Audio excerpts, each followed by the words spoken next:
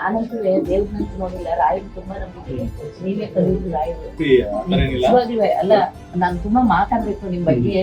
ನೀವು ಎಷ್ಟು ಜನ ನಿಮ್ಮನ್ನ ಆರೈಸ್ತಾ ಇದಾರೋ, ನೀವು ಇನ್ನು ಎಷ್ಟು ಜನಕ್ಕೆ ತಲುಪಬೇಕು. ಆ ರಾಯರ್ ಬಿಟ್ಟರೆ ನೀವೇ ನೆಕ್ಸ್ಟ್ ರಾಯರ್. ಇಲ್ಲ ಆತರ ಇಲ್ಲ. ಒಟ್ಟು ನೀವು ನೋಡಿ ಟೈಮು ಅಲ್ಲ, ಇಷ್ಟು ಒಳ್ಳೆ ಮನಸ್ಸು ದೇವ್ರು ಈ ಕಾಲದಲ್ಲಿ ಇನ್ನೂ ಇಷ್ಟು ಚೆನ್ನಾಗಿ ಸಮೃದ್ಧಿಯಾಗಿ ಎಲ್ಲ ಇದೆ ಅಂತಂದ್ರೆ ನಿಮ್ಮಂತವ್ರು ಇರೋವರೆಗೂ ನಿಜವಾಗ್ಲೂ ಎಷ್ಟು ಜನ ಪಾವನ ಆಗ್ತಾರೋ ಇದರಿಂದ.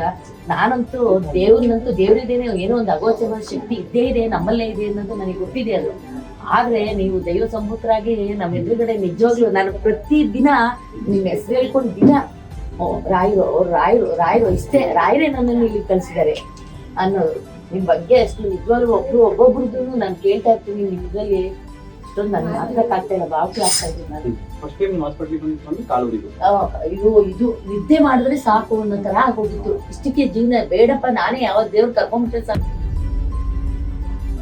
ನಿದ್ದೆನೆ ಮಾಡ್ತಾ ಇರ್ಲಿಲ್ಲ, ನಿದ್ದೆ ಮಾಡ್ತಾರಲ್ಲ, ಇವ್ರು ಡಿಸ್ಟರ್ಬ್ ಆಗುತ್ತೆ ಅಂತ ನಾನು ಎದ್ದು ಕುತ್ಕೊಂಡೇ ಇರ್ತಾ ಇದ್ದೆ. ಯಾವ ತರ ಅಂತಂದ್ರೆ ಈ ರಾಕ್ಷಸ ದಾಳಿ ಮಾಡಿ ಕಿತ್ತು ತಿಂತಾ ಇದ್ದು ಆ ತರ, ಹಿಂಗೆ ಎಳೆಯೋದು, ಕಾಲು ಚುಚ್ಚೋದು ಸರ್. ಒಂದೇ ಸರಿ ಮಳೆಗಳು ಹಾಕಿ ಚುತ್ತರಲ್ಲ ಈ ನರಕದಲ್ಲಿ. ನರಕ ಅಂತೂ ಮೇಲಂತೂ ನನಗೆ ಗೊತ್ತಿಲ್ಲ, ನರಕ ಇಲ್ಲೇ ನೋಡ್ಬಿಟ್ಟಿದ್ದೀನಿ ನಾನು 30 ವರ್ಷದಿಂದ. ಎಲ್ಲ ಇಲ್ಲೇ ಇದೆ ಅಂತ ಅಷ್ಟು ಅನುಭವಿಸಿದ್ದೀನಿ ಸರ್.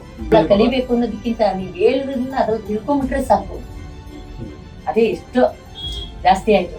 ಅಷ್ಟೊಂದು ಆತರ ಎಲ್ಲರಿಗೂ ಎಷ್ಟು ಚೆನ್ನಾಗಿ ಅರ್ಥವಾಗಂಗೆ ಹೇಳ್ತಾ ಇದ್ದೀರಾ ಅಂದ್ರೆ, ಎಂತ ಉತ್ತರ ಕರ್ನಾಟಕದವ್ರಾಗ್ಲಿ ಬೇರೆ ಕಡೆಯವರಾಗ್ಲಿ ನಿಮ್ಮ ಮಾತು ಅಷ್ಟು ಚೆನ್ನಾಗಿ ಅರ್ಥವಾಗುತ್ತೆ, ಅಷ್ಟು ಚೆನ್ನಾಗಿ ಹೇಳ್ತಾ ಇದ್ದೀರಾ.